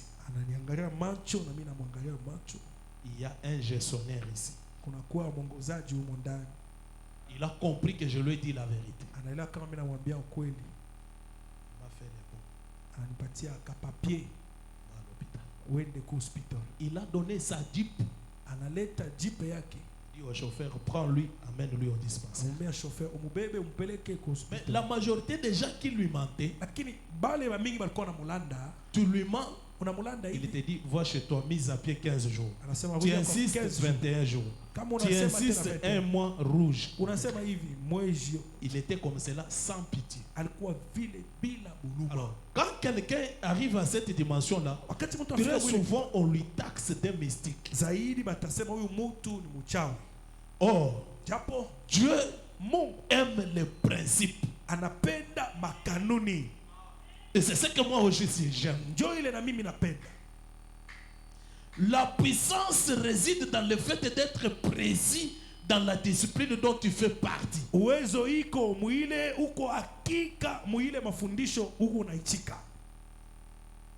Nous sommes des chrétiens. Et beaucoup plus les croyants du message de William Branham. Est-ce que nous sommes précis dans le message de Branham? Nous faisons tout ce que Branham nous recommande de faire. On ment, on ne se répand pas. On escroque, unaibiana, on ne se répand pas. hakuna kutubu, On vole, unaiba, on ne restitue pas. haurudishe Branham kitu. dit pour réparer le péché du vol, c'est retourner ce que tu as volé. Bana wanasema jua kutengeneza dhambi ya bwizi ni kurudisha Tu yenye vois kitu. frère Clément, Unandugu Clement, tu vois le téléphone que tu cherchais là. telefoni ile unaanza kutafuta, C'est moi qui avais volé ça. mimi ndio miribaka. J'avais vu ça dans ma poche. Mimi niweka mposhi yangu, Ça y est là. yo hii Il y a un prix à payer. kuko bei ya kulipa. J'aimerais vous redresser à l'ordre de Melchizedek. Mimi nataka kumniolosha mpango ya Melkisedeki. Les gens disent des fois, le petit là est un peu puissant. Watu wanasema On fait un effort de se redresser comme cela. tuko nafanya nguvu ya kujinyolosha vile. Garder ses pensées justes, Kuchunga mawazo yake. un Haki, sentiment modeste, mania mzuri, plein d'amour. ile kuyala na mapendo. Ah, vous êtes devenu calme, hein? Unakia kimya. Sinon la puissance est là. Kama si vile uwezo yo iko.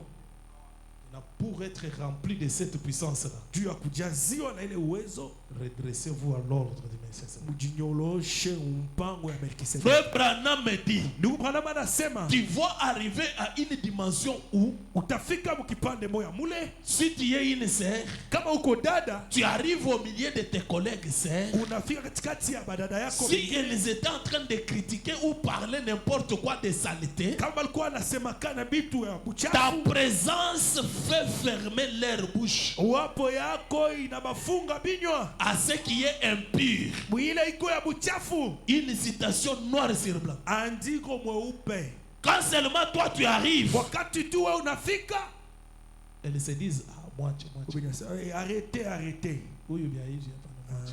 Celle-ci, des choses comme ça, non, arrêtez. Atenda kusema. Elle va aller parler. Vrai ou faux? Tu vas arriver à une dimension où Utafika mkipimo, tu entres juste dans une maison. unaingia tu munyumba Ta fulani, présence, wapo yako tu, les esprits impurs prennent prise. mapepo mchafu inaanza kimbia Sans prier. bila kuomba. Vous croyez à ça? Unaamini ile? Juste tu entres dans la maison. Unaingia tu munyumba. Donc tu marches avec un pouvoir qui prend, je ne sais pas, 5 mètres carrés. Unatembea na mamlaka moja inabeba Et tu es là au trône, un roi. uko pale pa ezi mfalme. Quand toi tu arrives dans 5 mètres carrés, aucun démon ne peut bouger. Wakati unafika ile mameta 5, hakuna pepo hata moja atatembea. Sans prier, sans quoi que ce soit. Bila La kuomba. puissance qui est dans toi, Uwezo. l'omnipotence de l'homme intérieur. Uwezo yote ya mtu ule wa ndani. Branham dit ceci. Branham anasema hivi, Vous n'avez pas été créé pour des mensonges, mwea pour mkuumbiwe dire des mensonges. juu ya kusema bongo. Je prends juste les mensonges. Nabeba tu bongo. La corruption. Kuibia. Il y a des frères ici qu'on corrompt facilement. Kwa bandugu wengine ambao na makata milomo kwa wepesi tu. C'est une malédiction. Ni laana. Ça te déguise en puissance. Iko na kutosha uwezo. Sois honnête, sois intègre, sois juste. Kwa Qui kuiona- sera un homme puissant? Utakuwa mtu wa uwezo. Redresse ton âme à cet calibre-là. Nyolosha nafsi yako muile kipande.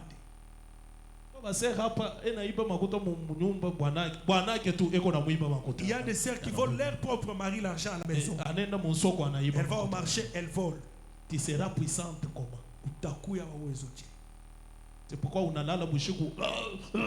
Tu dors la C'est quoi? nuit. Baranibamba mon chien. Est-ce qu'il y a- on m'a tenu Un enfant de Dieu. mtoto wa Mungu. Oh, baranifinya mon chien. Oh, on m'a tenu au cou. Or, là où toi tu dors, Fale wewe unalala, les anges doivent camper. bamalaika njo banapasha zunguluka pa. Et quand les anges campent, Branham dit, ils établissent un royaume, un camp. Wakati wa malaika wanazunguka, nabii anasema banaweka kampi. Comment un sorcier viendra te coincer au cou? Namuna kanibulonja atakuya kufunga pa shingo. C'est seulement que tu as un esprit faible, ton âme est très faible. Kusema nafsi yako ni mudhaifu sana. Wewe unapaswa kulota mandoto unapasula simba. Toi tu dois faire des sons, tu es en train de dévorer les lions. Tu combats avec un éléphant, tu tues l'éléphant. Unakombana na elefa unamuua unye elephant. Branham me dit c'est celui-là le réel toi. Branham asema njoo ule wewe wa bia kweli. Et quand tu fais les songes comme cela, c'est que ton âme est puissante. Ni kusema nafsi yako ni ya uwezo sana. Et toi chaque fois que tu dors, il bwana nilumisha. Mimi napoka mimi nashika na douleur hapa. Il y a même miko na maumivu hapa. Donc wewe uko tu nikichezesha kama esprit. Toi tu es un jouet de mauvais esprits. Redresse-toi et sois puissant. Ujinyoloshe na kuwa wa uwezo.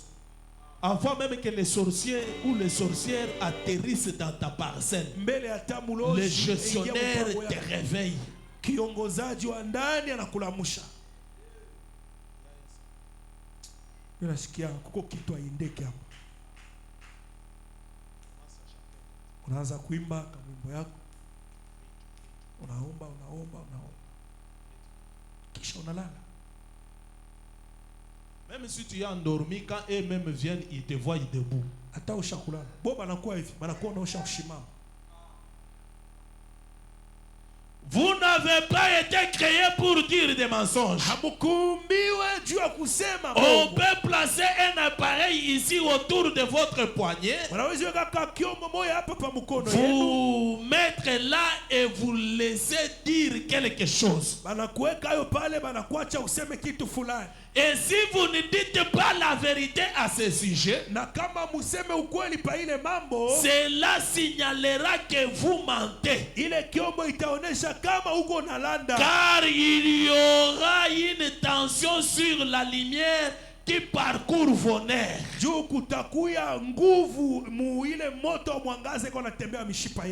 Une énergie laquelle est l'âme de l'homme. L'âme est énergétique. C'est l'âme qui donne l'énergie à mettre le corps en mouvement. Même l'esprit, même le corps, c'est l'âme qui contrôle tout. Et si l'âme là, elle est tressée à l'ordre de Melchisedec,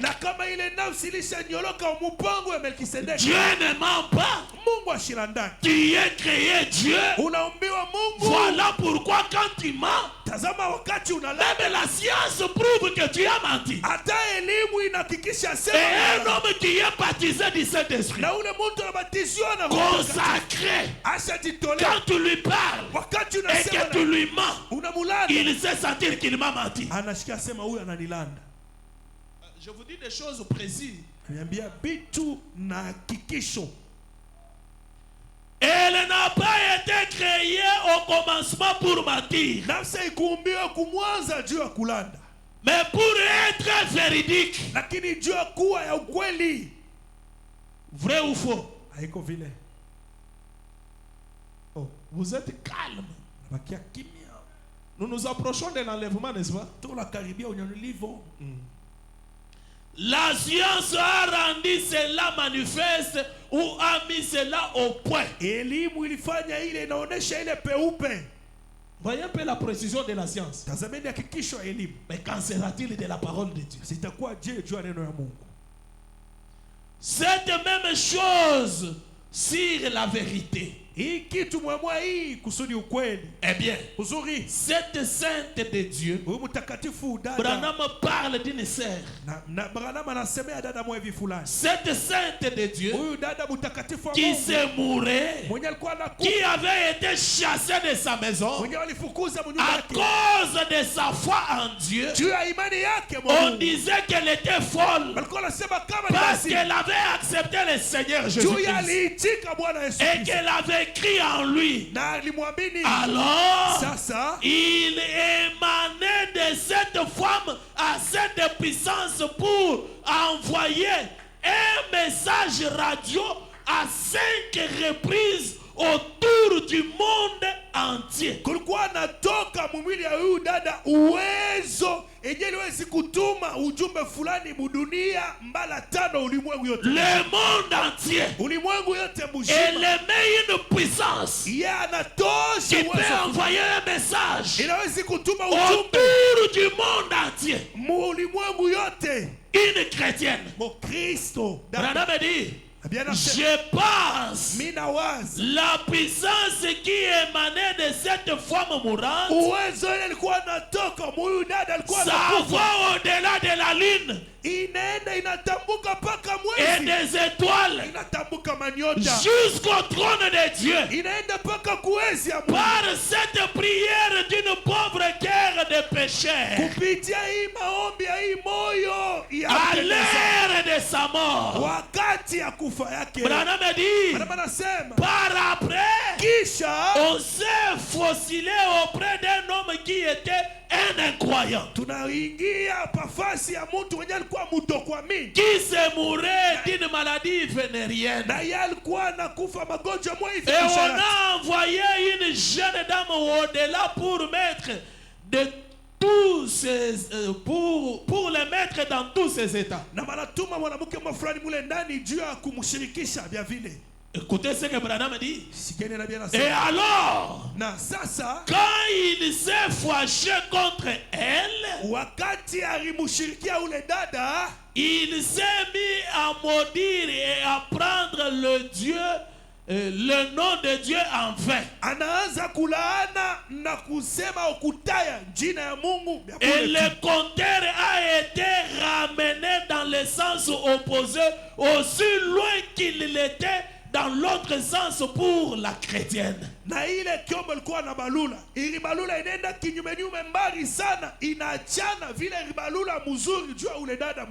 Écoutez la suite.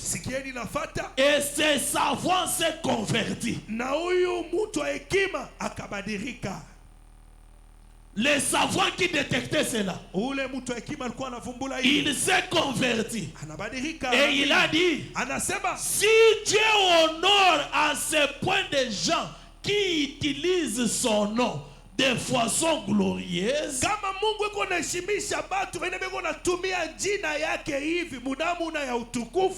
et qui croient en lui, je crois maintenant au Seigneur Jésus-Christ et je l'accepte comme mon sauveur. Alors il a dit, révérend Branham, ces lumières autour du sauveur, autour des saints, n'était pas juste une illusion mentale. C'était Dieu dans le passé. Comme il était du serpent d'airain. C'est scientifiquement prouvé comme vrai. Branham dit alléluia. Mais c'était avant qu'on ait eu l'appareil photo pour prendre la photo. Frère Branham frappe sur la chair plusieurs fois. Il a été prouvé qu'il y avait une puissance autour du croyant. Est-ce que vous le croyez? Amen. Autour des croyants, quelqu'un qui confesse le nom de Dieu d'une manière glorieuse, Dieu ne t'abandonnera jamais. Même au jour de ta mort, cette puissance-là est capable d'envoyer un message radio téléphonique 5 fois le tour du monde, de faire envoyer cela au-delà de lune, au-delà des étoiles, jusqu'au trône blanc. Je te dis ce matin, ne te minimise pas.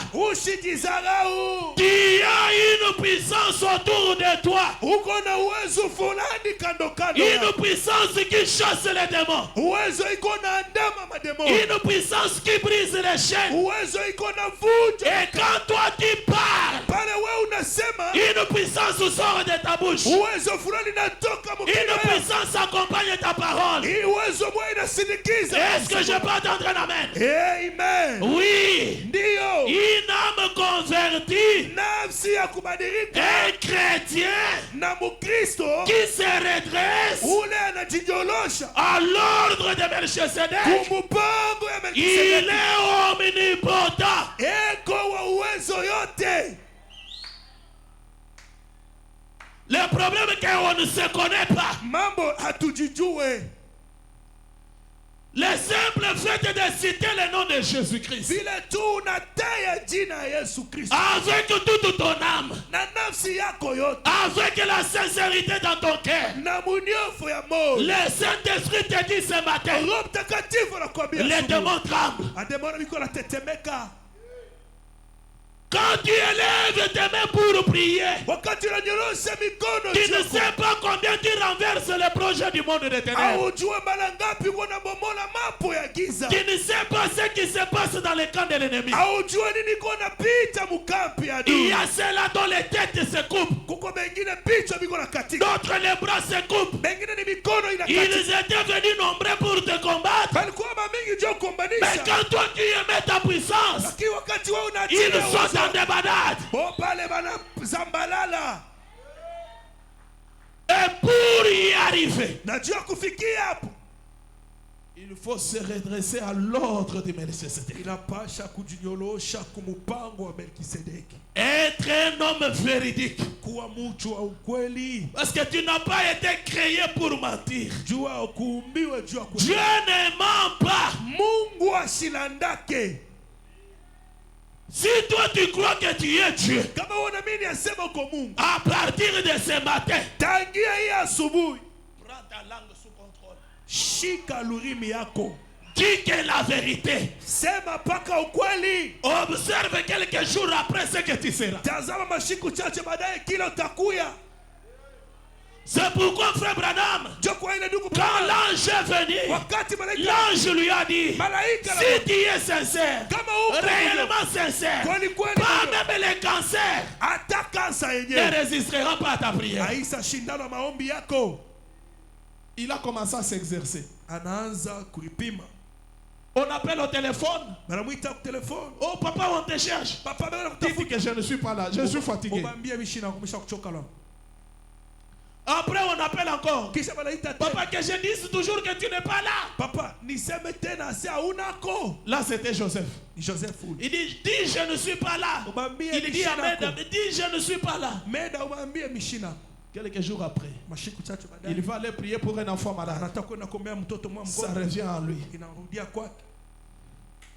Il est parti à la direction de la police. Anaenda kuile biro ya polisi. Révérend Branham. Oui, entrez, entrez. Mheshimiwa bana mingia ingia. Qu'est-ce qu'il y a? Ni mambo kani? Vous m'avez appelé. Uliniita J'étais là. ilikuya. J'étais fatigué. Lakini nimechoka. Alors, j'avais dit qu'on dise que je ne suis pas là. Nilionyesha mtoto amiambie Je mishina. suis venu arranger. Inakuwa kutengeneza. William Branham, hein, William Branham. le commandant de la police lui dit, Kamanda wa polisi anamwambia, on a toujours eu confiance en toi. tunakuyaka paka na tumaini kwako. Mais maintenant, Lakini hapa sasa on a plus confiance tumaini inaongezeka tena qu'auparavant. zaidi kushindia vile ilikuyaka mbele.